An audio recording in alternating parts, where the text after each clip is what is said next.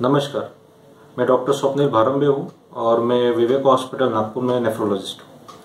हमारे देश में काफ़ी सारे पेशेंट्स को किडनी की बीमारी है और हर साल ये नंबर्स बढ़ता जा रहा है। हमारे इंडिया के लिए और सोसाइटी के लिए ये काफ़ी चिंताजनक विषय है। अगर किडनी के बहुत सारे बीमारियाँ हैं बट मोस्ट इम्पॉर्टेंट है क्रोनिक किडनी डिजीज़। किसी भी पेशेंट्स को अगर किडनी की बीमारी 3 महीने से ज़्यादा है तो उसे क्रोनिक किडनी डिजीज़ करके डायग्नोस करते हैं। मैक्सिमम पेशेंट्स में डायबिटीज़ और ब्लड प्रेशर का रिस्क फैक्टर पाया जाता है। क्रोनिक किडनी डिजीज़ के पेशेंट्स में अप्रॉक्सीमेटली 50% पेशेंट्स ऐसे होते हैं जिनको डायबिटीज़ और हाई ब्लड प्रेशर की बीमारी होती है। अगर हम रिस्क फैक्टर्स की बात करें किडनी डिजीज़ के लिए, so most common risk factor है डायबिटीज़। पूरे दुनिया में चाइना के बाद इंडिया में सबसे ज़्यादा डायबिटीज़ के पेशेंट्स हैं। लगभग हर 5 इंडिविजुअल्स में से एक पेशेंट को डायबिटीज़ होने की संभावना है अगर हम अर्बन पॉपुलेशन की बात करें तो। So this is very high. दूसरा रिस्क फैक्टर है कि हाई ब्लड प्रेशर। अगर ब्लड प्रेशर आपका कंट्रोल नहीं है तो वो धीरे धीरे आपकी किडनी को डैमेज कर सकता है और आपको किडनी की बीमारी हो सकती है। इसके बाद जो रिस्क फैक्टर्स है उसमें एक फैमिली हिस्ट्री भी बहुत इंपॉर्टेंट है। अगर आपके फैमिली मेम्बर्स में किसी को किडनी का प्रॉब्लम है तो आपको किडनी की बीमारी होने का रिस्क है। इसके बाद यूरिन इन्फेक्शन, किडनी स्टोन या फिर स्मोकिंग, ये सारी चीज़ें आपको किडनी के लिए घातक है और किडनी की बीमारी होने का रिस्क आपको बढ़ सकता है। ऐसे सारे पेशेंट्स जिनको किडनी की बीमारी का रिस्क ज़्यादा है, ऐसे पेशेंट्स आपके नज़दीक के डॉक्टर के पास जाके कंसल्ट करें, रेगुलर किडनी की जांच करें और अगर किडनी का प्रॉब्लम डिटेक्ट होता है तो उसकी ट्रीटमेंट स्टार्ट करें। जब किडनी की बीमारी आप किसी पेशेंट को स्टार्ट होती है तो काफ़ी सारे पेशेंट्स में सिम्टम्स बहुत लेट स्टार्ट होते हैं और जब बीमारी बढ़ जाती है तब कुछ सिम्टम्स हमारे सामने दिखने शुरू हो जाते हैं। ऐसे पेशेंट्स में कुछ कॉमन सिम्टम्स है, उसमें से एक है कि आपके चेहरे पे सूजन आना। जो पेशेंट्स में किडनी का बीमारी होती है और यूरिन में प्रोटीन्स लीक होते हैं, ऐसे पेशेंट्स में चेहरे पे सूजन आना चालू हो जाती है।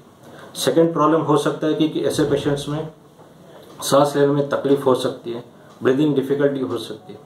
इसके साथ साथ जब किडनी के प्रॉब्लम की वजह से आपके ब्लड में यूरिया की मात्रा बढ़ जाती है, इसकी वजह से आपकी भूख कम हो जाती है, आपका एपेटाइट कम हो जाता है और अल्टीमेटली न्यूट्रिशनल स्टेटस काफ़ी डिटोरेट होता है।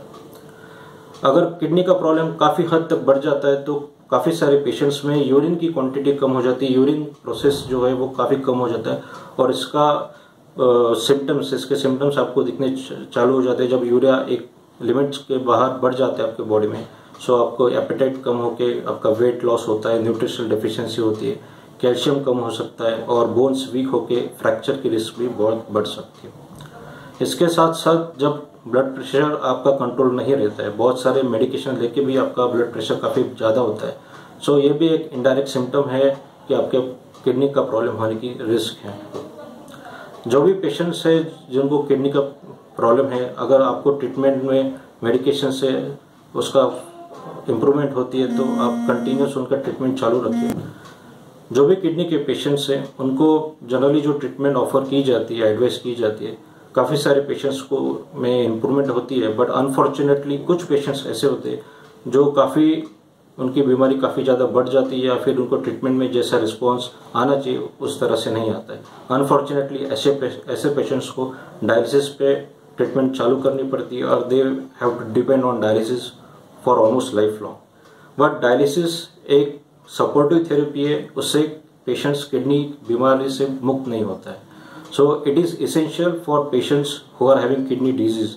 बट ऐसे पेशेंट्स को अगर किडनी बीमारी से मुक्त होना है और काफ़ी सारे कॉम्प्लिकेशंस से बेटर होना है तो किडनी ट्रांसप्लांट एक उसके लिए एक बेस्ट ट्रीटमेंट है। किडनी ट्रांसप्लांट से काफ़ी सारे बीमारियों से पेशेंट फ्री हो जाता है जो किडनी की बीमारी है और डायलिसिस फ्री होने के बाद ऑलमोस्ट नॉर्मल लाइफ जी सकता है। सो जो भी पेशेंट्स है जिनको किडनी के लिए रिस्क है वो रेगुलर आपका चेकअप करवाए। जनरली किडनी टेस्टिंग में जो टेस्ट होते हैं रूटीन टेस्ट, उसमें haemoglobin, creatinine, urine routine analysis और किडनी सोनोग्राफी या फिर उसे किडनी अल्ट्रासाउंड भी बोलते हैं।